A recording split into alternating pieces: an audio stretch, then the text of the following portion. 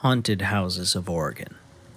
I want to start this by stating that before I moved to Oregon in this house, I did not truly believe in the paranormal. I just thought of ghost stories as entertainment. Now it's different. In 2018, I moved to Central Oregon.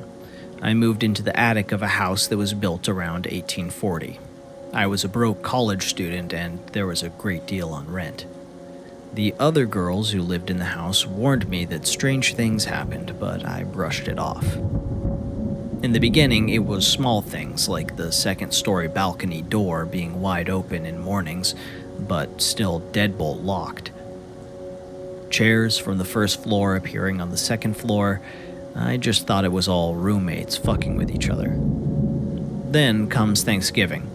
I'm the only one out of 12 roommates to stay home for the holiday. I woke up and the house was freezing, so I padded downstairs to turn up the thermostat. As I'm pressing buttons, I hear two women talking. I stop pressing the buttons to listen to see who's home, and I hear one say, "He's coming," and I immediately forget everything else they said. I wandered around the house trying to find who's home, but there's no one there. I spent the rest of the day trying to shake it off. It must have been from how exhausted I was. That night, I'm sitting on the couch in the living room with my roommate's kitten on my lap. All of a sudden, she goes rigid in my lap, and I look up to see a shadow on the window. It was inky black, like it was there on the glass, not a reflection or someone on the outside. I stare at it for a moment and feel it looking back at me. Then it moves across the glass and disappears. I call my only friend who's still in town, and she comes over. After this, stranger things start happening. When I go into the basement, I feel eyes on me. One night, my roommate sees a man in what we call the catacombs, a weird zigzagging hallway that leads from the main basement to the basement apartment. She calls the police, but they can't find anyone. In the attic, my bed is in a triangle-shaped room, and at night it sounds like someone is dragging their fingernails down it above my head. Things go missing in the house. All the fish in my roommate's fish tank suddenly die one night. I hear whispers all over the house, unable to pick up what they're saying. Also, one day my roommates went out of the room through a window that doesn't lock, and couldn't get back inside as the window got stuck. They were trapped out there for hours until I came home and heard them yelling. I opened it easily and couldn't understand how they were stuck. Once the lease ended, we all moved out. I swore to never go back, but I often feel drawn to this house. If I'm out walking, I'll stand outside of it and just stare into the window of what used to be my room. This is one of those cases where I actually think all the evidence points towards the cause of this haunting being a human. I can't see a single instance that can't be explained by either one or more intruders. Whispering in the house, standing outside the window to see if anyone's awake, taking things. This is all classic intruder behavior. Of course, I'm not denying the possibility for something else to have occurred, but it's hard to quantify things such as the shadow in front of the window being blacker than a normal shadow. Fear and other factors can contribute a lot to how a storyteller could interpret these events. It's worrying that even when the police were called, no one was found, but clearly if these people have been able to hide for so long, they know something that the storyteller doesn't, whether it's a hidden passage, exit, or they're living in a neighboring house or building. It's also worth noting that when the police went to investigate, the intruders could have heard them coming and made a quick escape, not to mention that the police are not always 100% accurate in their searches, especially depending on who's on duty. A real paranormal experience. Back in July 2013, my boyfriend, my two small children, and I moved up into our new home in a small hamlet in New York. Our first few nights were spent before our furniture was delivered. We had air mattresses and pack-and-plays for our 1-year-old and a baby monitor. That first night, I woke up to the sound of a little girl playing coming over the baby monitor. I went to check on my daughter, who was 4 at the time, thinking she may have gotten up and was talking to her 1-year-old brother. When I got up to their room, they were both sound asleep, but I was still hearing the little girl in the baby monitor. I woke up my boyfriend so that he could hear it, and we brushed it off and thought maybe it was one of the neighbors' monitors that was being picked up on ours. The talking was back a few nights later, and a couple times after that. As we were new to the neighborhood, we tried to see who had a kid on the street. Turns out we had no close neighbors with little kids. None close enough to be picked up on the baby monitor anyways. If that wasn't unsettling enough, a few days later my boyfriend went to the store and I thought he'd came home as I heard the door to the garage open and close. I walked over to the top of the stairs to greet him, but instead I saw a man I've never seen before come up the stairs toward me, and as fast as I saw him, he was gone. My heart jumped out of my chest. I quickly called my boyfriend to tell him what happened, and with him on the phone, I checked the house just to make sure no one was actually here. Over the next several years, and still to this day, we've had our doorbell ring with no one there, see people walk by our windows and doors, our bedroom lamp turning on by itself, bedroom doors closing themselves, and many voices randomly during the day and night.